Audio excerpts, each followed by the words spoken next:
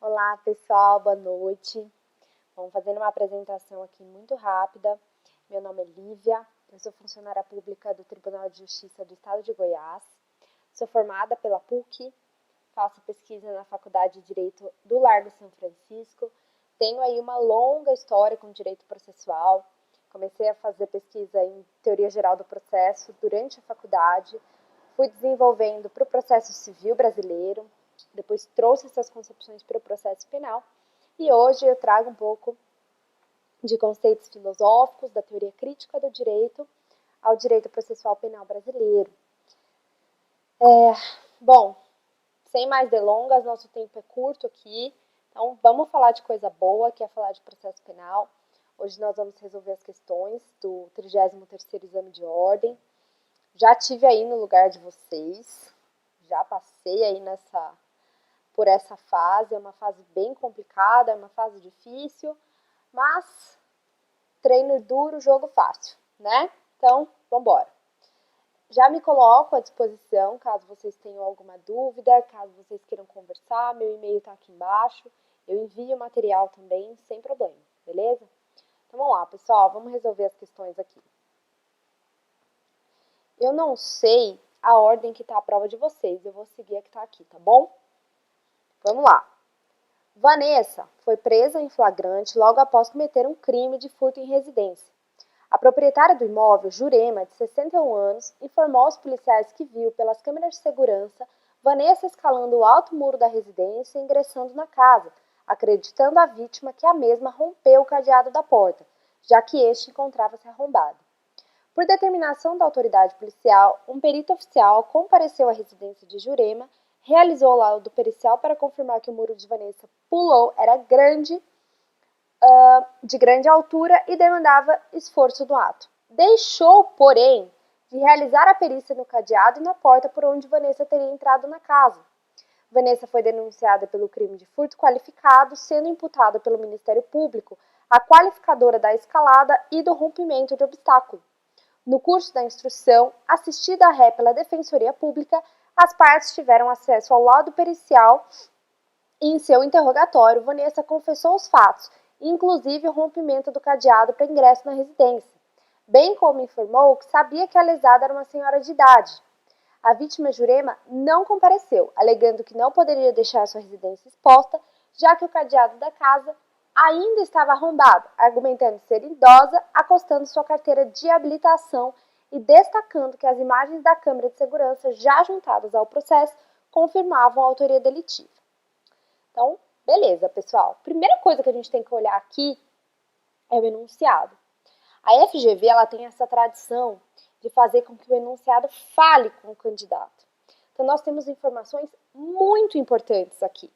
Se está aqui, é importante, beleza? Então, quais são essas informações que eu tenho que procurar quando eu estou lendo o enunciado? Primeiro, números. Seja a idade da vítima, seja alguma data, o quantum de pena, que nós vamos ver em uma questão lá para frente. Tudo isso é muito importante. Então, vocês peguem a caneta de vocês ali na hora da prova e risquem. Essa é a primeira dica que eu tenho para dar. A segunda é o seguinte, toda vez que tem um ato negativo no enunciado, então, deixou de fazer, não o fez porque tudo isso eu vou ter que usar. Então, já grifem, já deixem separadinho, beleza? E aí a questão traz que você, como advogado, foi constituído por Vanessa para a apresentação de alegações finais. Considerando as informações expostas, você deverá alegar que... Bom, a resposta certa é a letra B.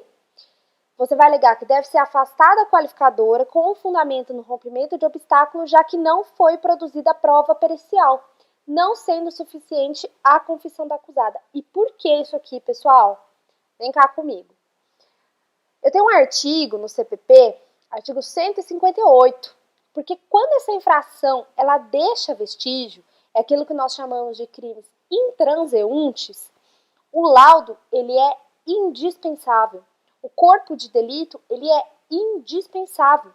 E ainda que o acusado confesse, não pode suprir esse laudo. Nesse caso, vai estar vigendo uma mitigação que nós chamamos do princípio da livre apreciação da prova. Aqui, especificamente, nós aplicamos a prova tarifada. Beleza? Então, como não teve laudo e a polícia esteve no local e podia fazê-lo, a confissão não vai suprir. Ok? O que mais que eu tenho que saber aqui? Por que as outras estão erradas? A letra A está errada porque a perícia ela pode ser determinada tanto pela autoridade policial em fase de inquérito, quanto pelo juízo. E nada impede que, posteriormente, esse laudo, aliás, vai ser juntado aos autos, até porque o inquérito acompanha a denúncia quando servir de base para ela, e isso seja posto sob o crivo do contraditório. Então, eu não tenho prejuízo nenhum aí, beleza? Letra C. O exame de corpo de delito e outras perícias serão realizados por perito oficial portador de diploma de curso superior. Isso aí está lá no artigo 159 do Código de Processo Penal.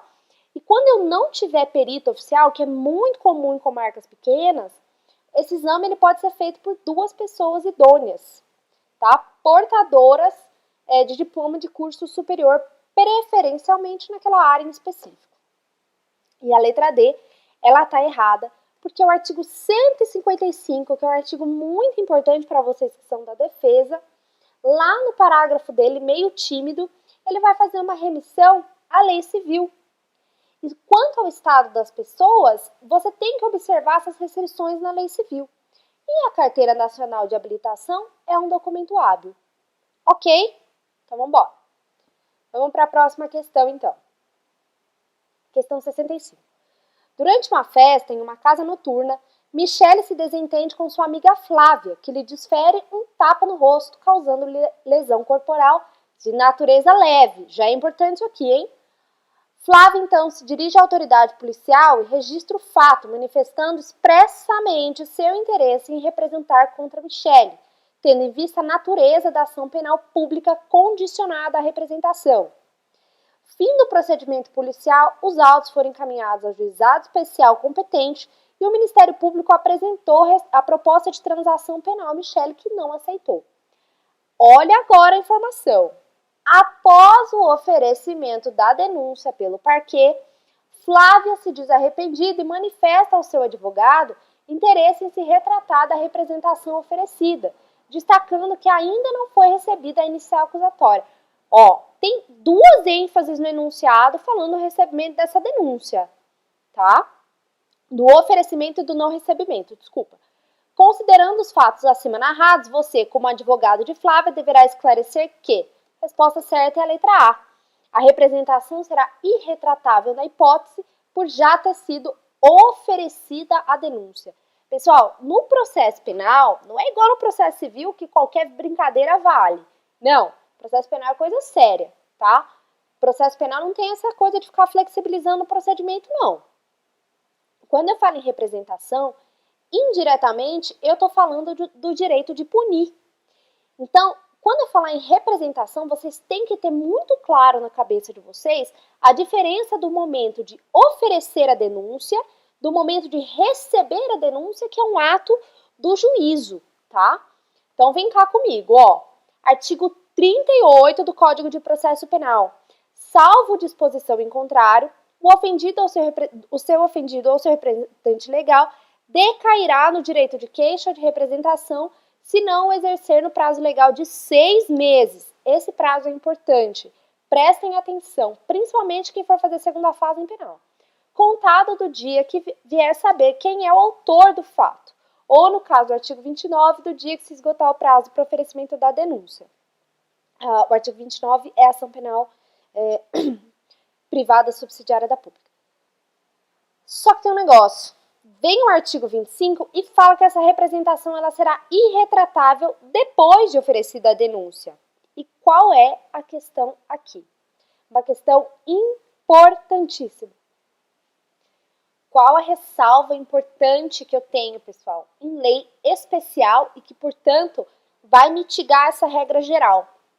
Artigo 16 da Lei Maria da Penha. Vamos lá.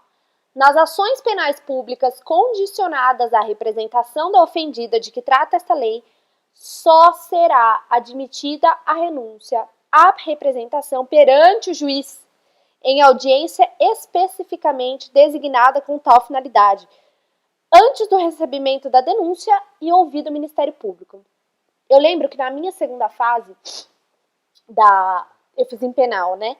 Na minha segunda fase caiu uma questão parecida e eu era assistente à acusação. Então vocês têm que ter esse feeling aí e lembrar que nós também temos leis especiais, beleza? Então tem essa ressalva. Ok, ali não era caso de incidência da Maria da Penha, não vai poder se retratar da denúncia após o oferecimento. Ok, pessoal? Então vamos embora para a próxima. Questão 66. Fernando foi preso em flagrante e indiciado, lembrando que indiciamento é um ato privativo do delegado de polícia, conforme lei 12.830, pela suposta prática do crime previsto no artigo 306 da Lei 9.503 de 97, Código de Trânsito Brasileiro, pois conduzia veículo automotor em via pública sob influência de álcool. O magistrado competente, ao analisar o auto de prisão em flagrante, concedeu a liberdade provisória, aplicando a cautelar de suspensão da habilitação para dirigir o veículo automotor.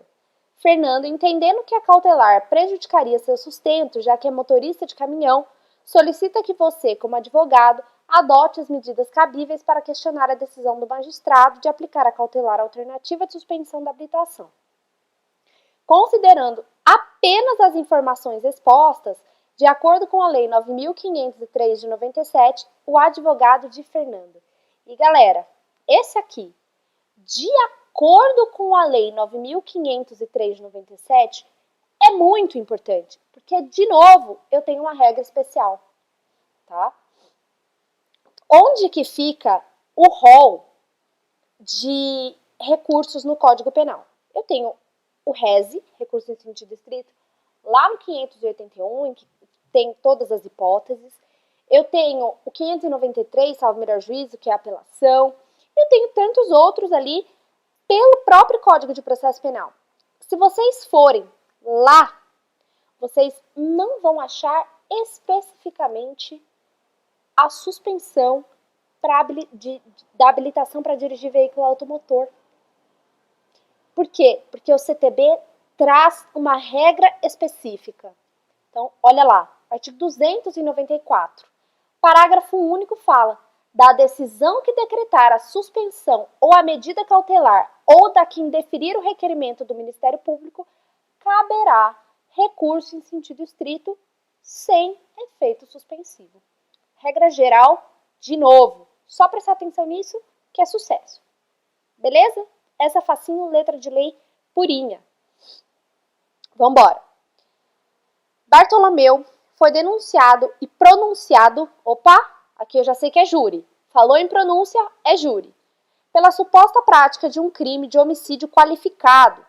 No dia da sessão plenária do Tribunal do Júri, no momento dos debates orais, o promotor de justiça iniciou sua fala lendo o teor da denúncia para que os jurados tivessem conhecimento sobre os fatos imputados. Após, informou que estaria presente a prova da materialidade e de autoria, passando a ler a decisão de pronúncia e destacar que esta demonstraria a veracidade do que assegurava sobre a prova da prática do crime por Bartolomeu. Por fim, o parquê leu reportagem jornalística que apontava Bartolomeu como possível autor do homicídio, sendo certo que tal documentação, de novo o número, foi acostada ao procedimento 7 dias antes da sessão plenária, tendo a defesa acesso à mesma 4 dias úteis antes do julgamento. Em sua fala, a defesa técnica de Bartolomeu pugnou pela absolvição, negando a autoria e consignou em ata seu inconformismo com a leitura da denúncia, a menção à pronúncia e a leitura da reportagem jornalística. O réu foi condenado. Considerando as informações narradas, com base nas previsões legais e sob o ponto de vista técnico, no momento de apresentar o recurso de apelação, o advogado de Bartolomeu poderá alegar a existência de nulidade em razão, ou seja, eu tenho uma nulidade aqui. Qual que é? A letra D, só pronúncia. Vamos descobrir por quê. Ó, durante os debates, as partes não poderão, sob pena de nulidade, fazer referência, inciso 1º, à decisão de pronúncia, às decisões posteriores que julgarem admissível a acusação ou a determinação do uso de algemas como argumento de autoridade que beneficiem ou prejudiquem o acusado. O silêncio do acusado ou a ausência de interrogatório por falta de requerimento em seu prejuízo. Pessoal, aqui, sempre que tem júri, é polêmico. O procedimento do júri é um procedimento mais complicado, é um procedimento mais polêmico mesmo. E aí, eu recomendo que vocês leiam muito a lei seca. E o júri sempre cai pelo menos uma questão. E o que não pode acontecer? Ao contrário do que a gente pensa, né, principalmente as pessoas que não são muito familiarizadas com o processo penal, é que no júri vale tudo. E não é bem assim. Em que pese tem ali realmente juízes leigos, eu tenho uma primeira fase do procedimento por um juiz togado, eu tenho que pensar que é um processo penal. É um procedimento que, ao final, pode levar a uma condenação.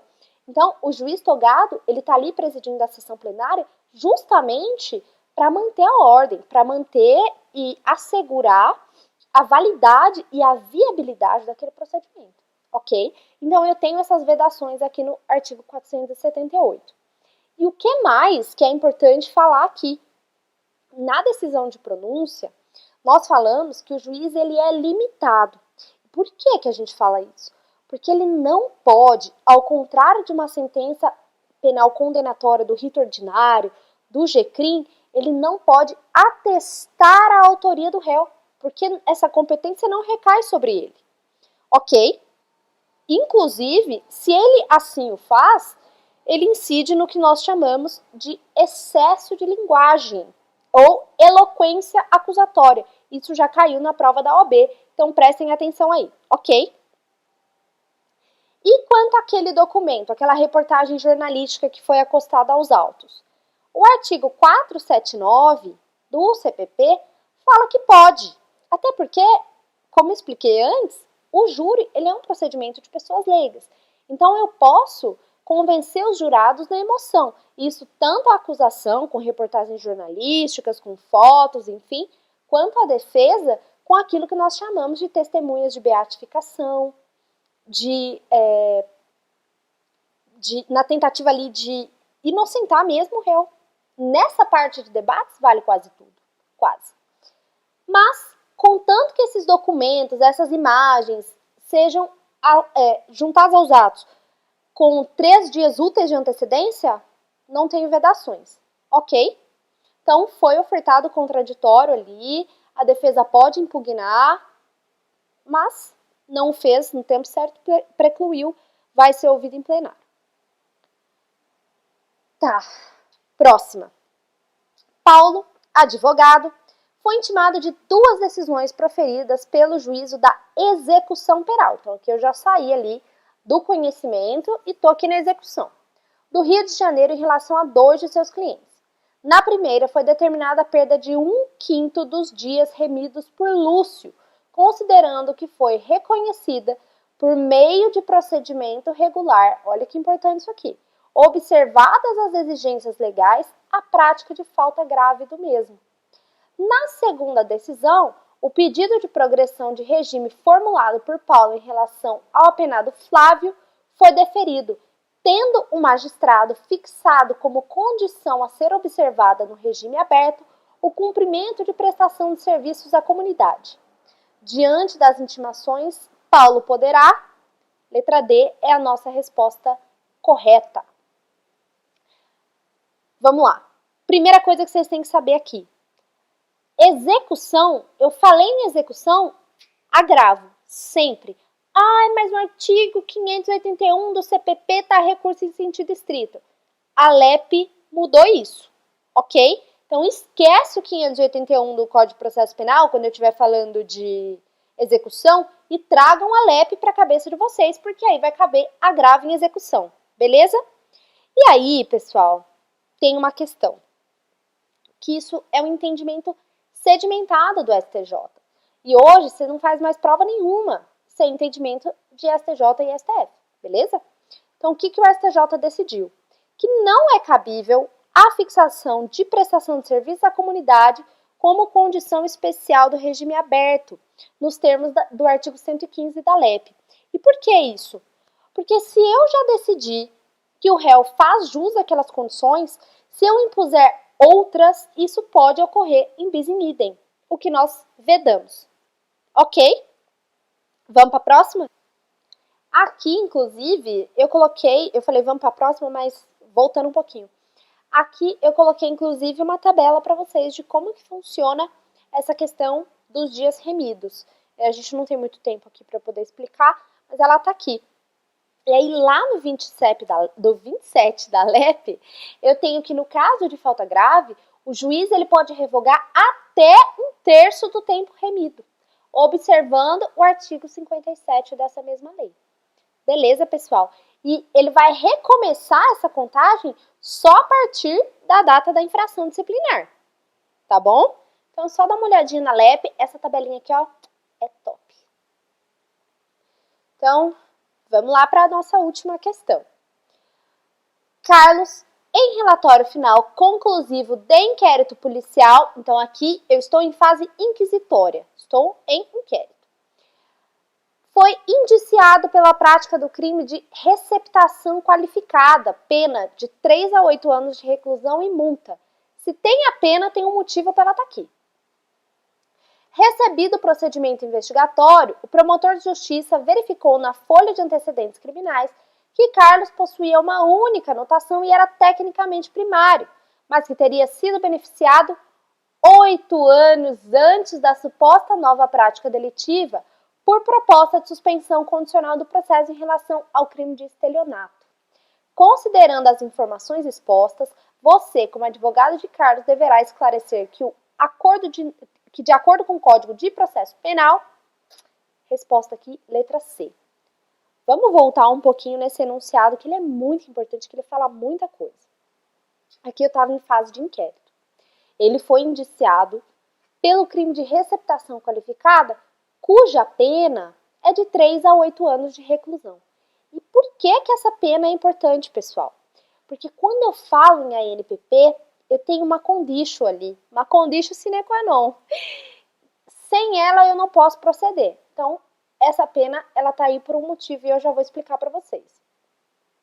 A segunda coisa é que esse procedimento investigatório, ele foi encaminhado ao promotor de justiça que o recebeu.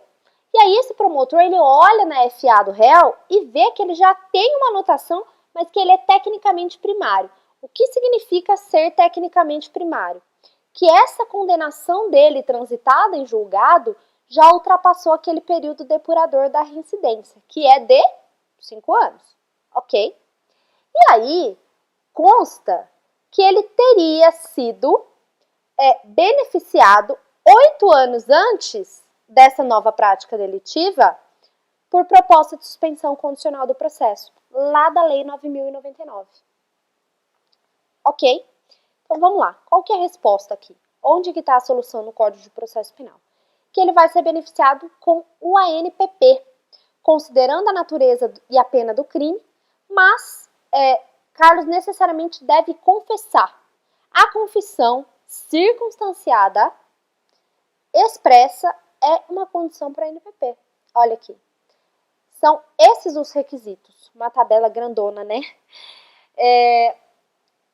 Aqui, vejam só, consta que o investigado ele deve ser primário. Se ele for reincidente genérico ou específico, não cabe a ANPP. Mas vocês vejam ali que ele não é reincidente. Ele é tecnicamente primário. E outra coisa, ele não pode ter sido beneficiado nos 5 anos anteriores ao cometimento da nova infração com outro ANPP, transação penal ou suspensão condicional do processo. Então, aqui, ele preenche todos esses requisitos, contanto que ele confesse. Beleza? Bom, de processo penal são essas questões. Eu espero ter ajudado vocês aí um pouquinho. Vocês viram que 100% das nossas questões tinham base legal. Uma ali acabou entrando um pouquinho no entendimento do STJ acerca da LEP. Leiam os informativos do STJ, é bem importante para que vocês também tenham uma boa tese argumentativa, já pensando aí na segunda fase. E podem contar aí comigo para o que vocês precisarem, eu estou à disposição, podem me mandar e-mail, podem, enfim, entrar em contato, seja para tirar uma dúvida, seja para falar da prova, para fazermos questões juntos. É isso, pessoal. Então, eu espero ter ajudado aí, contribuído um pouquinho para a aprovação de vocês. Abraço!